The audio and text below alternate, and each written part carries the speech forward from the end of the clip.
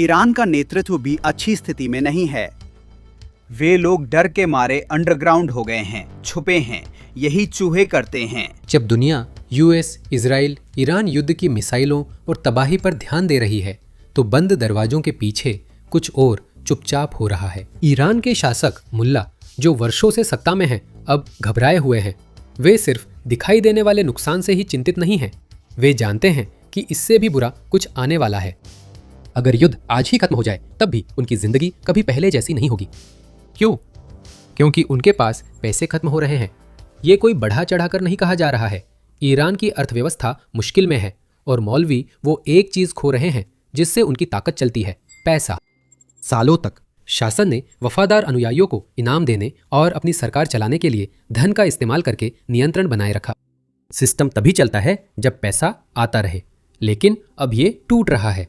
पैसा जाते ही उनके ओहदे और डराने की रणनीतियां असर खो देती हैं। इसका महत्व समझने के लिए हमें युद्ध से पहले देखना होगा। 2026 की शुरुआत में ईरान की अर्थव्यवस्था पहले से मजबूत नहीं थी, जिसे युद्ध ने बिगाड़ा हो। सच्चाई है कि देश सालों से पैसों की कमी झेल रहा है। युद्ध ने इसे और स्पष्ट कर दिया। मिसाइलें गिरने से पहले ही ईरान सख्त प्रतिबंधों से उसकी अर्थव्यवस्था प्रभावित हो गई थी। इन प्रतिबंधों के कारण 2025 तक ईरान का तेल निर्यात 1.5 मिलियन बैरल प्रतिदिन रह गया, जो 2018 से पहले के उत्पादन का आधा भी नहीं है। इसका मतलब था बहुत कम राजस्व। उसी समय प्रमुख उद्योग संकट में थे, विदेशी निवेशक दूर थे और रियाल, जो ईरान की मुद्रा है, अपनी कीमत खो रहा था। 2025 के अंत तक रियाल कुछ साल पहले की तुलना में लगभग 95% गिर चुका था। यह सिर्फ एक आंकड़ा नहीं था, इसने रोजमर्रा की जिंदगी को प्रभावित किया, अर्थव्यवस्था को बर्बाद कर दिया और विश्वास को नष्ट कर दिया। स्वाभाविक है, जब लोग अपनी मुद्रा पर से भरोसा खो देते हैं तो अर्थव्यवस्था डगमगाने लगती है। जैसे जैसे भरोसा गिरा, कीमतें बढ़ी। 2025 के मध्य में महंगाई 50% और इस साल 68% तक पहुंच गई। कई ईरानियों के लिए संकट तो असल में बहुत पहले ही हकीकत बन चुका था, इससे पहले कि पहली कुछ मिसाइलें दागी जाती। महंगाई, घटती तनख्वाह और भविष्य के डर ने हालात और मुश्किल बना दिए हैं। यही कारण है कि यह युद्ध इतना नुकसानदेह है। हालांकि इस पतन की वजह यह युद्ध नहीं था, इसने पहले से चरमराती व्यवस्था को उसकी हद से आगे धकेल दिया। सालों से दबाव था। प्रतिबंधों ने ईरान को वैश्विक वित्तीय प्रणाली से अलग कर निवेश और विकल्प घटा दिए। सरकार ने जिन समस्याओं में सावधानी चाहिए थी, उनका जल्दबाजी में हल ढूंढा। भ्रष्टाचार से देश के जरूरी संसाधन खत्म हुए। सरकारी कंपनियों ने फंड तो लिया, पर खास फायदा नहीं पहुंचाया। इस बीच महंगाई हर वेतन और बचत खाते को लगातार खाती रही। अमेरिका, इजराइल, ईरान युद्ध शुरू होने तक अर्थव्यवस्था इतनी कमजोर हो चुकी थी कि झटकों को सहने की ताकत नहीं बची थी, जबकि युद्ध हर दिन एक नया झटका था। फिर लड़ाई और तेज हो गई। सब कुछ तेजी से हुआ। हमलों के पैमाने, लड़ाई की रफ्तार और बुनियादी ढांचे पर पड़े दबाव ने ईरान को इतनी तेजी से पैसे खर्च करने पड़े कि उसकी भरपाई नहीं हो सकी। ये केवल एक छोटी झड़प नहीं थी, बल्कि लगातार दबाव था। हर प्रतिक्रिया में पैसा खर्च हुआ और हर हमले में कीमती चीजों को नुकसान पहुंचा। मित्र देशों से किया गया हर वादा शासन के लिए एक बड़ा बिल बन गया है, जिसे अभी चुकाना बाकी है। इसी वजह से प्राथमिकताएं रातों रात बदल गई। अर्थव्यवस्था अब युद्ध कोष बन गई है, लेकिन साथ ही एक ऐसा घाव भी बन गई है जो लगातार गहराता जा रहा है। अरबों की रकम मिसाइलों, ड्रोन और क्षेत्र में सहयोगी समूहों के समर्थन में लगा दिए गए हैं। साथ ही प्रतिबंध और भी कड़े हो गए हैं, जिससे पैसे कमाना या उन्हें सीमाओं के पार भेजना और भी मुश्किल हो गया है। ईरान इराक और कठिन हालात के बीच फंसा है। खर्च बढ़ गया है और आमदनी घटी है। विदेशी मुद्रा भंडार देखकर पता चलता है कि उसके पास सीमित विकल्प बचे हैं। एक दशक पहले देश का विदेशी मुद्रा भंडार 120 अरब डॉलर से ज्यादा था, जो हाल के महीनों में घटकर 20-30 अरब डॉलर रह गया है। ये सामान्य गिरावट नहीं है, ये वित्तीय शक्ति का पतन है। बिना विदेशी मुद्रा भंडार के सरकार के पास मुद्रा की रक्षा करने, बाजारों को शांत करने या महंगाई के प्रभाव को कम करने की बहुत कम क्षमता है। यहाँ तक कि एक चीज जो मदद कर सकती थी, यानी तेल की ऊंची कीमतें, वह भी सीमाओं के साथ आई है। हम जो अभी ऊंची वैश्विक तेल कीमतें देख रहे हैं, उनका फायदा तभी है जब आप तेल का निर्यात भरोसेमंद तरीके से कर सके और उसके लिए भुगतान भी मिल सके।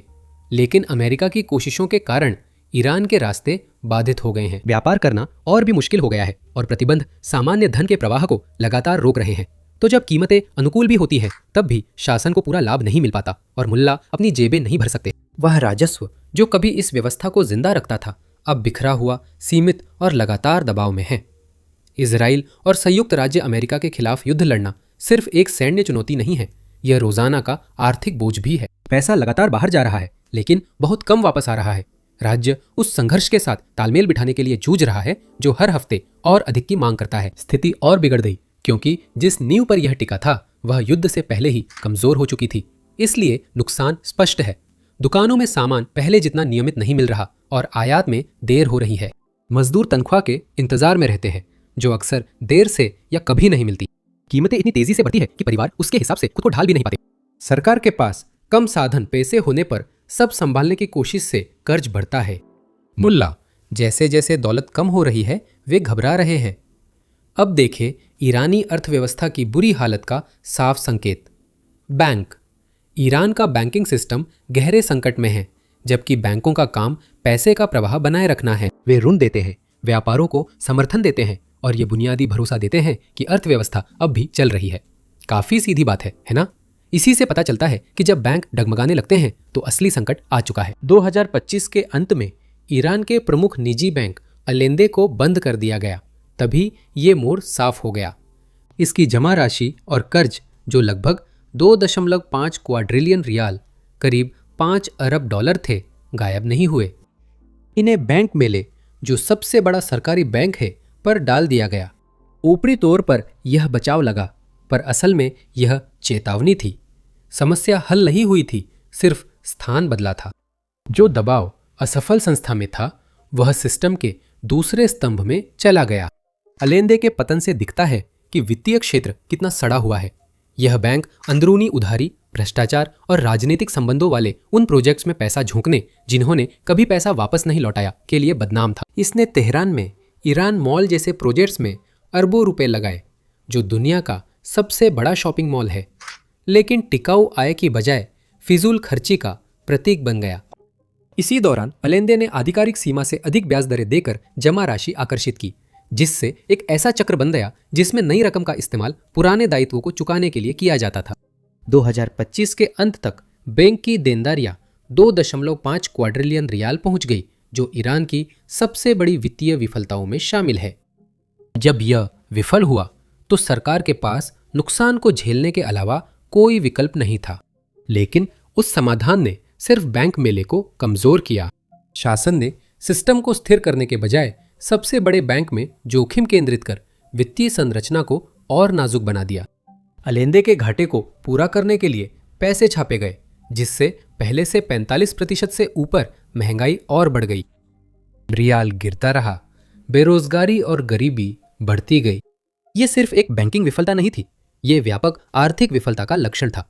सुधार करने के बजाय जब मुल्लाओं ने सिर्फ देनदारियां इधर उधर की, तो उन्होंने अपनी प्राथमिकताएं साफ दिखा दी। अभिजात वर्ग की संपत्ति बचाओ, भले ही सिस्टम गिरावट की ओर जाए। एलेंडे संकट ने चेताया कि ईरान की वित्तीय नींव कमजोर है और एलेंडे ही अकेला कमजोर बिंदु नहीं था। कई अन्य बैंक पहले से ही गंभीर दबाव में हैं, जिनमें सेपा, मिलात, डे और ईरम जमीन शामिल है। सेपा खास तौर पर इसलिए महत्वपूर्ण है क्योंकि इसके रिवोल्यूशनरी गार्ड से करीबी संबंध है। ये सिर्फ बैंक नहीं, बल्कि सैन्य परियोजनाओं और सरकारी संचालन से जुड़ा है। अगर बैंक डगमगाते हैं तो नुकसान सिर्फ वित्त तक नहीं, बल्कि सत्ता के सुरक्षा ढांचे तक भी फैलता है। ये बैंक कमजोर क्यों है? इसका जवाब सीधा है। कई सालों से बैंकों पर खराब कर्जों का बोझ है। पैसा सरकारी कंपनियों, सियासी रसूख से जुड़े प्रोजेक्टों और अंदरूनी लोगों को दिया गया, जिनका कारोबार मुनाफा नहीं देता। ये कर्ज कागजों पर संपत्ति दिखते हैं, पर असल में कई कभी वापस नहीं आते। नुकसान को चालों और सरकारी समर्थन से छुपाया जाता है, जिससे सेहतमंद होने का भ्रम बनता है। इसे हटाने पर सच्चाई डरावनी होती है। बैंक लंबे समय से संघर्ष कर रहे हैं, क्योंकि मुल्ला और धर्मगुरु उनसे परजीवियों की तरह पलते हैं। ये कमजोरी पूरी अर्थव्यवस्था में फैल जाती है। जैसे जैसे बैंकों की ताकत कम होती है, वे विकास का समर्थन करना बंद कर देते हैं। उधारी बंद हो जाती है। वे व्यवसाय जिन्हें सामान आयात करने, कर्मचारियों को वेतन देने या बस जीवित रहने के लिए कर्ज की जरूरत होती है, संघर्ष करने लगते हैं। उत्पादन धीमा हो जाता है, आपूर्ति कम हो जाती है और कीमतें और भी ज्यादा बढ़ जाती है। नौकरियां खत्म होती है। बैंकिंग सेक्टर में शुरू हुआ असर हर जगह फैलता है और आम लोगों पर तुरंत पड़ता है। बचत जल्दी अपनी कीमत खो देती है। कुछ मामलों में उन बचतों तक पहुंच भी अनिश्चित हो जाती है। निकासी में देरी होने लगती है, भरोसा खत्म होने लगता है। जब लोग यह मानना बंद कर देते हैं कि उनका पैसा बैंक में सुरक्षित है, तो वे उसे कहीं और ले जाने की कोशिश करते हैं। कुछ लोग डॉलर के पीछे भागते हैं, दूसरे सोना खरीदते हैं और कुछ अनौपचारिक बाजारों का रुख करते हैं। हर विकल्प सही लगता है, पर इससे सिस्टम कमजोर होता है। अगर आप अब भी इस पटरी से उतरी अर्थव्यवस्था को बिखरते देख रहे हैं और रियाल के आसमान छूने से पहले ऐसी और विश्लेषण चाहते हैं, तो लाइक करें, सब्सक्राइब करें और नोटिफिकेशन ऑन करें, क्योंकि जब नकदी खत्म होगी तो आप यहाँ एनकोर के लिए जरूर रहेंगे। फिर से शुरू करते हैं। दिलचस्प बात यह है कि अभी ये सब तब हो रहा है जब सरकार युद्ध में लगातार पैसा डाल रही है। यही इस स्थिति को इतना खतरनाक बनाता है। हर रियाल जो मिसाइल, ड्रोन और क्षेत्रीय अभियानों में जाता है, वह न व्यापार को समर्थन देता है, न घरों की मदद करता है। शासन विदेशों में अपनी जीवित रहने के लिए खर्च कर रहा है, जबकि देश के अंदर की व्यवस्था कमजोर होती जा रही है। अगर पैसे का यह प्रवाह रुक जाए तो सरकार सत्ता बनाए रखने के अपने सबसे महत्वपूर्ण हथियारों में से एक को खो देती है। रियाल नियंत्रण की कमी को सबसे स्पष्ट रूप से दर्शाता है। इसकी कीमत इतनी गिर गई है कि यह दुनिया की सबसे कमजोर मुद्रा बन गई है। नतीजा, एक टूटी हुई मुद्रा एक श्रृंखलाबद्ध प्रतिक्रिया को जन्म देती है। आयात की लागत रातों रात बढ़ जाती है, क्योंकि डॉलर में कीमत तय की गई हर चीज अचानक रियाल में बहुत महंगी हो जाती है।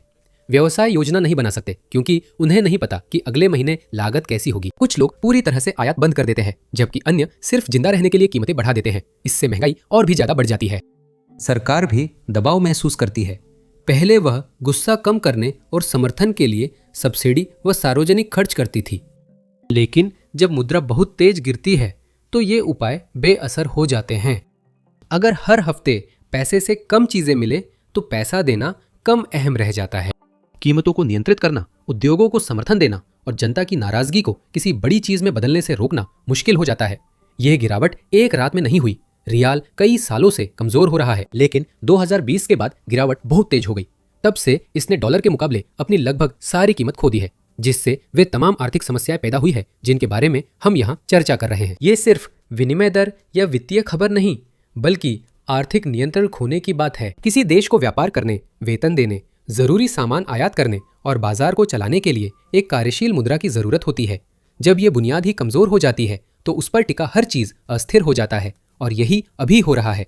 बैंक कमजोर है, मुद्रा गिर रही है, महंगाई बढ़ रही है, कारोबार संघर्ष कर रहे हैं, घर घर पर दबाव बढ़ रहा है। सरकार युद्ध पर खर्च कर रही है, जबकि वह वे वित्तीय साधन खो रही है जिनका इस्तेमाल पहले अशांति को संभालने के लिए करती थी। हर समस्या अगली समस्या को बढ़ावा दे रही है।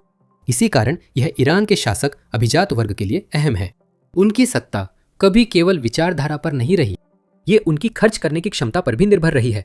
वफादार अनुयायियों को इनाम देना, दमन के लिए फंड देना, सहयोगियों का समर्थन करना, और जब सिर्फ ताकत काफी न हो तो पैसे से अशांति को शांत करना। लेकिन जैसे जैसे पैसा खत्म होता जा रहा है, उनका दबदबा भी कमजोर पड़ता जा रहा है। मुल्लाओं ने अपनी हुकूमत वफादारी खरीदने के लिए पैसे के दम पर खड़ी की थी, डर थोपने के लिए। अब वो पैसा गायब हो रहा है। IRGC की विश्वसनीयता में दरारें आती है और ढांचा डगमगाता है। हालात इसलिए भी खराब हैं क्योंकि और हालात को और खराब ये बात करती है कि जो थोड़ा पैसा बचा है वो कहाँ जा रहा है। घर की स्थिति सुधारने की बजाय अधिकतर हिस्सा बाहर भेजा जा रहा है, ताकि तेहरान का नेटवर्क पूरे मध्य पूर्व में मजबूत हो सके। ये कोई संयोग नहीं है, बल्कि सबसे ऊपर के स्तर पर तय की गई सोची समझी रणनीति है। मुल्ला इस खर्च पर इसलिए जोर देते हैं क्योंकि इससे उनकी सत्ता बनी रहती है।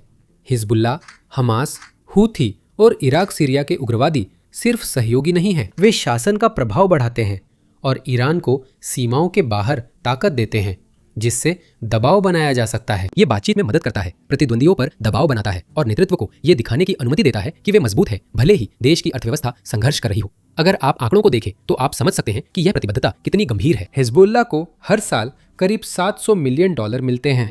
हमास को लगभग $100 मिलियन मिलते हैं। सीरिया में बशर अल असद को सत्ता में रखने के लिए अरबों डॉलर सैन्य सहायता, तेल और क्रेडिट लाइनों में खर्च हुए। वो असफल रहा, फिर भी पैसा खर्च हुआ। हुथियों को उनके मिसाइल और ड्रोन कार्यक्रमों को बनाए रखने के लिए कई $100 मिलियन मिलते हैं और इराकी मिलिशियाओं को लगातार फंडिंग व उपकरण मिलते हैं। ईरान ने 2012 से इस नेटवर्क पर $16 अरब से ज्यादा खर्च किए हैं, जो नेतृत्व के लिए बीमा जैसा है। ये ईरान को क्षेत्र में प्रासंगिक बनाए रखता है और शासन को बाहरी खतरों से बचाने में मदद करता है। इन समूहों के बिना ईरान का प्रभाव कम हो जाएगा और इसके साथ ही मुल्लाओं की घर में सत्ता बनाए रखने की क्षमता भी घट जाएगी। तो अर्थव्यवस्था कमजोर होने के बावजूद फंडिंग जारी रहती है, क्योंकि मुल्लाओं को सत्ता लोगों की तकलीफ से ज्यादा जरूरी है। इसलिए यह समझौता अनदेखा नहीं किया जा सकता। विदेश भेजा गया हर डॉलर ईरान में खर्च नहीं होता, जबकि यही पैसा रियाल स्थिर करने, बैंकों को सहारा देने या सेवाएं सुधारने में इस्तेमाल हो सकता था। इसके बजाय यह पैसा ऐसे समय में देश से बाहर चला जाता है जब व्यवस्था पहले से ही दबाव में है। जैसे जैसे यह मौजूदा युद्ध तेज होता जा रहा है, बाहर जाने वाले पैसे का प्रवाह धीमा नहीं हो रहा है, यह बढ़ रहा है और अधिक ड्रोन, मिसाइलें, लॉजिस्टिक्स और समूहों को समर्थन दिया जाता है। वहीं ईरान में परियोजनाएं रुकती है, सड़कें जर्जर होती है, बिजली ग्रिड मांग के साथ कदम नहीं मिला पाते और जल प्रणालियां भी मांग से पीछे रह जाती हैं। अस्पतालों को कमी का सामना करना पड़ता है और शिक्षक विलंबित या बिना वेतन के काम करते हैं। अंतर साफ दिखाई देने लगता है। संसाधन संघर्ष में झोंक दिए जाते हैं, जबकि घर पर रोजमर्रा की जिंदगी को बनाए रखना मुश्किल होता जाता है। समय के साथ ये कुछ और गहरा रूप ले लेता है। ईरानी देख रहे हैं कि उनकी जीवन स्थितियां बिगड़ रही है, जबकि दूर देशों पर भारी खर्च हो रहा है। यह अंतर निराशा और अशांति बढ़ाता है और वर्षों से गुस्सा जमा हो रहा है। 2022 में महसा अमीनी की हिरासत में हत्या से महिला जीवन स्वतंत्रता आंदोलन शुरू हुआ। महिलाओं ने सड़कों पर हिजाब जलाए, युवाओं ने शासन के खिलाफ नारे लगाए। क्रूर दमन में सैकड़ों लोग मारे गए, फिर भी विरोध पूरी तरह नहीं रुका। वह आग 2025 तक धीमी रही, फिर पिछले साल के अंत में मुद्रा संकट और महंगाई के साथ फिर से भड़क उठी। रोटी की कीमतों के विरोध ने पुराने गुस्से को फिर भड़का दिया और बाजारों, कॉलेजों में उबाल आ गया। जो युवा देश छोड़ रहे हैं, वही देश को फिर से खड़ा कर सकते थे। अब 1,20,000 से ज्यादा ईरानी छात्र विदेश पढ़ रहे हैं और ये संख्या पिछले 4 साल में दोगुनी हुई है। डॉक्टर, इंजीनियर और टेक वर्कर भी रिकॉर्ड संख्या में देश छोड़ रहे हैं। 40 लाख से अधिक ईरानी विदेश में है और सर्वे के अनुसार 10 में से 6 विश्वविद्यालय स्नातक भी बाहर जाने का सपना देखते हैं। परिवार टूट रहे हैं, हुनर खो रहे हैं और नई पीढ़ी बिजनेस या अस्पताल चलाने की बजाय यूरोप, कनाडा या खाड़ी देशों में बस रही है। शासन सिर्फ पैसा खो रहा है, वो अपना भविष्य भी खो रहा है। जब युद्ध आखिरकार रुकेगा तो घर में कम ही तेज तर्रार युवा दिमाग बचेंगे, जो मुल्लाओं द्वारा खोदे गए गड्ढे से अर्थव्यवस्था को बाहर निकालने में मदद कर सके। ईरान के शासक हालात से अनजान नहीं हैं, वे अर्थव्यवस्था टूटती देख रहे हैं। उनकी प्रतिक्रियाएं उनकी प्राथमिकता दिखाती है। उनके द्वारा सुझाए गए हर समाधान में सिस्टम को सुधारने की जरूरत से ज्यादा अपनी संपत्ति बचाने की चिंता झलकती है। यही वजह है कि उनका पहला कदम पैसा छापना होता है। घाटा बढ़ने पर वे केंद्रीय बैंक पर निर्भर होते हैं। 2021 में ईरान की मुद्रा आपूर्ति 40% से अधिक बढ़ी थी। 2023 तक महंगाई बेकाबू हो गई। पैसा छापने से वफादारों को थोड़े समय वेतन मिलता है, पर खरीदने की ताकत खत्म हो जाती है। हर वेतन से कम चीजें खरीदी जा सकती है, बचत खत्म हो जाती है और आम परिवार बढ़ती लागत के बोझ तले दब जाते हैं। जब यह भी काफी नहीं होता तो वे बजट की ओर रुख करते हैं। बेकार खर्चों में कटौती करने या भ्रष्टाचार से निपटने के बजाय वे फंड्स को इधर उधर करते हैं ताकि उन नेटवर्क्स की सुरक्षा कर सके जो शासन को सत्ता में बनाए रखते हैं। 2022 में स्वास्थ्य पर खर्च राष्ट्रीय बजट का 5% से भी कम रहा, जबकि सेना और सुरक्षा का आवंटन समान रहा। वफादारों की सब्सिडी जारी रही, जबकि अस्पताल, स्कूल और बुनियादी ढांचा और पीछे चला गया। IRGC की कंपनियां और सेतेद सुरक्षित रहीं, जबकि सार्वजनिक सेवाएं और खराब हुई। इन अल्पकालिक उपायों से आगे रुकावटें संरचनात्मक हैं। तेल कभी सरकार की आय का 80% था, पर प्रतिबंधों से निर्यात बहुत कम हो गया। वैश्विक बाजारों से अलगाव विदेशी निवेश को रोकता है और सौदे हो भी जाएं, तब भी सरकारी उद्योगों की अक्षमताएं अधिकांश लाभ सोख लेती हैं। भ्रष्टाचार हर साल अरबों रुपए लेता है। निगरानी एजेंसियों के अनुसार सार्वजनिक ठेकों का 30% घूस में जाता है। सुधार खुद राजनीति के कारण सीमित हो जाता है। कोई भी बदलाव जो धार्मिक नियंत्रण को खतरे में डालता है, उसे बिल्कुल भी अनुमति नहीं दी जाती। निजीकरण की कोशिशें अटक जाती हैं। बैंकिंग सुधार कभी भी पर्याप्त दूर तक नहीं जाते और भ्रष्टाचार जस का तस बना रहता है। इससे एक कड़वी सच्चाई सामने आती है। वापसी का कोई आसान रास्ता नहीं है। व्यवस्था ऐसी है कि आर्थिक सेहत और राजनीतिक नियंत्रण जुड़े हैं। एक सुधारने से दूसरा कमजोर होता है। जब तक ये समझौता बना रहता है, वास्तविक बहाली दूर ही रहती है। और यही सब कुछ वापस उस सवाल पर ले आता है कि जब युद्ध खत्म होगा तब क्या होगा। शांति व्यवस्था को फिर से शुरू नहीं करेगी, बल्कि ये उसे उजागर कर देगी। पुनर्निर्माण के लिए जरूरी संसाधन अब ईरान के पास नहीं है। विदेशी भंडार कम है, बैंक अस्थिर है, प्रतिबंध जल्दी नहीं हटेंगे और तेल से आमदनी भरोसेमंद नहीं है। रियाल कमजोर है, निवेशकों का भरोसा नहीं है। युद्ध का अंत राहत नहीं, नई मुश्किलें लाता है। पुनर्निर्माण की जरूरत उन्हीं सीमाओं से टकराती है जो गिरावट का कारण बनी थी। सरकार से सेवाएं बहाल करने, अर्थव्यवस्था स्थिर करने और बुनियादी ढांचा फिर से बनाने की उम्मीद है, लेकिन उसके पास न पैसा है, न विश्वसनीयता, न लचीलापन। युद्ध का अंत राहत नहीं, बल्कि नए दबाव लाता है। पुनर्निर्माण की जरूरतें उन्हीं सीमाओं से टकराती हैं जिन्होंने गिरावट शुरू की थी। सरकार से सेवाएं बहाल करने, अर्थव्यवस्था स्थिर करने और बुनियादी ढांचा फिर से बनाने की उम्मीद है, लेकिन उसके पास न पैसा, न विश्वसनीयता, न लचीलापन है। दाव साफ है। युद्ध का अंत सामान्य स्थिति नहीं लाएगा, बल्कि एक और गहरी आंतरिक परीक्षा लाएगा। मौलवियों को ऐसी जनता का सामना करना होगा जिसने लंबे समय तक आर्थिक दबाव और राजनीतिक दमन झेला है और अब कमजोर दिवालिया शासन देख रही है। कागजों पर यह व्यवस्था हो सकती है, लेकिन पैसे के बिना इसे संभालना मुश्किल है। पैसा हमेशा नियंत्रण का आधार रहा है। ये वफादारी खरीदता, सुरक्षा बलों के लिए धन देता है और असंतोष कम करता है। पैसा खत्म होते ही ये साधन कमजोर पड़ते हैं और शासन की पकड़ ढीली होने लगती है। ये पतन सिर्फ ईरान तक सीमित नहीं है। हाल के वर्षों में जांचों ने मुज्तबा खामेनी जैसी हस्तियों की छुपी हुई संपत्तियों का खुलासा किया है, जिसमें लंदन, दुबई और यूरोप में अरबों की आलीशान संपत्तियां शामिल हैं। ये संपत्तियां शेल कंपनियों और बिचौलियों से बनाई गई थी ताकि धार्मिक नेताओं की संपत्ति प्रतिबंधों से बच सके। अब वह सुरक्षा कवच टूट रहा है।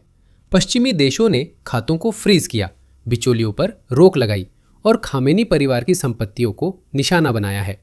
दो खास बातें सामने आई हैं। पहला, धार्मिक नेता वो बाहरी सहारा खो रहे हैं जो कभी उनकी रक्षा करता था। अब उनकी अरबों की कमाई फ्रीज हो गई है। ईरानी नेटवर्क से जुड़े क्रिप्टो करेंसी वॉलेट्स को ब्लॉक कर दिया गया है और मोजतबा का साम्राज्य अब जांच के दायरे में है। इसके अलावा विदेशी संपत्तियों की पहुंच न होने से शासन को पूरी तरह एक खोखली हो चुकी घरेलू अर्थव्यवस्था पर निर्भर होना पड़ रहा है। पैसे छापना, बैंकों की देनदारियां इधर उधर खिसकाना और सब्सिडी हटाना केवल समय खरीद सकते हैं, पर विश्वसनीयता या ताकत नहीं लौटाते। युद्ध खत्म होने पर यह दोहरा नुकसान निर्णायक होगा। मुल्लाओं को ऐसे देश का सामना करना होगा जो पुनर्निर्माण चाहता है, जबकि उनकी विदेशी संपत्ति अवरुद्ध पड़ी होगी और घरेलू तंत्र बिखरा होगा। युद्ध का मैदान भले ही शांत हो, लेकिन आर्थिक हिसाब किताब और भी जोर से गूंजेगा। वो हिसाब किताब सिर्फ उनकी दौलत नहीं, उनकी सत्ता भी छीन सकता है। युद्ध के बाद जब अभिजात वर्ग के पास पैसा नहीं होगा, तब क्या होगा? क्या वे बस आम नागरिकों की तरह जिंदगी बिताने लगेंगे और तेहरान में कहीं अच्छे अपार्टमेंट्स में रहेंगे? जब मुल्लाओं के पास पैसे खत्म हो जाएंगे तो कुछ और गहराई से बदलना शुरू हो जाएगा। वह डर जो लोगों को सालों तक चुप रखता आया, अब कमजोर पड़ने लगा है। दशकों से वह डर थोपा गया था। शासन ने असंतोष दबाने के लिए IRGC पर भरोसा किया, जो हथियारबंद दस्तों से प्रदर्शनकारियों पर गोली चलवाता, हजारों को जेल में डालता और समुदायों को डराता है। IRGC वफादार, अच्छी तरह वित्त पोषित थी और उससे लोग डरते थे, जिससे व्यवस्था मजबूत रही। लेकिन यह संतुलन पैसे आने तक ही चलता है। अगर IRGC बाहरी दबाव में कमजोर हुई और आर्टेश को मुख्य भूमिका मिली, तो मौलवियों का सबसे भरोसेमंद नियंत्रण साधन उनसे चला जाएगा। व्यवस्था बिखरने पर वे बिना पैसे वफादारी नहीं रख सकते, बिना वफादारी डर नहीं पैदा कर सकते और बिना डर उनकी सुरक्षा खत्म होने लगती है। यही वो समय है जब लोग मौका देखना शुरू करते हैं। मौका सामने आते ही उन्हें शांत या धैर्यवान लोग नहीं मिलते। गुस्सा सालों से जमा है और कहीं गया नहीं। प्रदर्शनों के दौरान जिन्होंने अपने प्रियजनों को खोया, वे परिवार आज भी उस याद को अपने साथ लिए हुए हैं। मजदूरों की घटती तनख्वाह और छात्रों पर चली गोलियों की यादें आज भी ताज़ा है। ये हताशा अब भी दबाई गई है, हल नहीं हुई। जब शासन सब्सिडी नहीं दे पाता, मिलिशिया को फंड नहीं कर पाता या मुद्रा को स्थिर नहीं रख पाता, तो दबाव निकलने की जगह नहीं बचती। इतिहास बताता है कि ऐसे पल जल्दी बदल सकते हैं, 1989 में रोमानिया में चाउसेस्को का शासन तब तक स्थिर था जब तक सेना ने नागरिकों पर गोली चलाना बंद नहीं किया और फिर वो एक रात में ढह गया। 2021 में लीबिया में गद्दाफी का नियंत्रण उसके वित्तीय और सैन्य नेटवर्क के बिखरने से टूटा। दोनों मामलों में बदलाव अचानक आया। ये तब हुआ जब नियंत्रण व्यवस्था फेल हो गई। ईरान भी ऐसी स्थिति में आ सकता है। जब IRGC कमजोर होती है, आर्टेश आगे आता है और मौलवियों के पैसे खत्म होते हैं तो जो ढांचा सबको जोड़ता था बिखरने लगता है। पैसा, मिलिशिया और डर इस शासन के स्तंभ है। अगर ये स्तंभ एक साथ कमजोर पड़े तो व्यवस्था टिके रहने की क्षमता खो देती है। ऐसे हालात में वर्षों से दबाव झेल रही आबादी को अब रोका नहीं जा सकता। तब प्रतिक्रिया केवल बचाव की नहीं बल्कि हिसाब किताब की होती है। लोग सिर्फ हताशा में नहीं चलते, बल्कि जब उन्हें लगता है कि अब वे नियंत्रण वापस ले सकते हैं तब आगे बढ़ते हैं।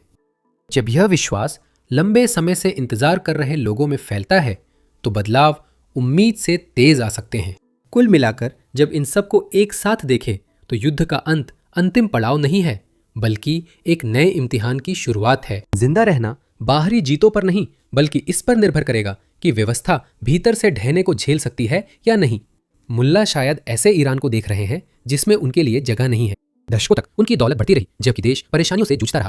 उन्होंने दौलत बचाने को पैसे छापे, नेटवर्क सुरक्षित रखने को बजट खत्म किया और सत्ता के लिए अस्पतालों, स्कूलों व बुनियादी ढांचे की बलि दी। युद्ध की गूंज थमने के बाद भी आर्थिक सच्चाई रहेगी। जिनकी जेबें देश के दुख झेलते समय भरती गई थीं, वे अब खाली होंगी। जिन्होंने दमन सहा था, वे देखेंगे कि देश का पुनर्निर्माण उनके बिना होगा। यही मोड़ है। युद्ध मैदान शांत है, असली हिसाब अंदर से होगा। मुल्लाओं को अब उस आबादी का सामना करना होगा जिसने उनकी क्रूरता और भ्रष्टाचार सहा है और अब उन्हें कंगाल, बेनकाब व शक्तिहीन देखेगी। युद्ध का अंत उनकी बचत नहीं बल्कि उनके पतन की शुरुआत होगी और यही सबसे बड़ी बात है। युद्ध का मैदान शांत हुआ पर असली खेल अब ईरान में शुरू है। अगर आप आगे जो भी होने वाला है उसमें सबसे आगे रहना चाहते हैं, चाहे वो और पैसों की तबाही हो, असली रोलर कोस्टर हो या वो दिन जब पैसा पूरी तरह खत्म हो जाए, तो अगर आप टीम रेकनिंग के साथ हैं तो लाइक करें, सब्सक्राइब करें ताकि आप कुछ भी मिस न करें और बेल आइकन दबाएं। जब जेबें खाली होंगी, पॉपकॉर्न मेरी तरफ से होगा।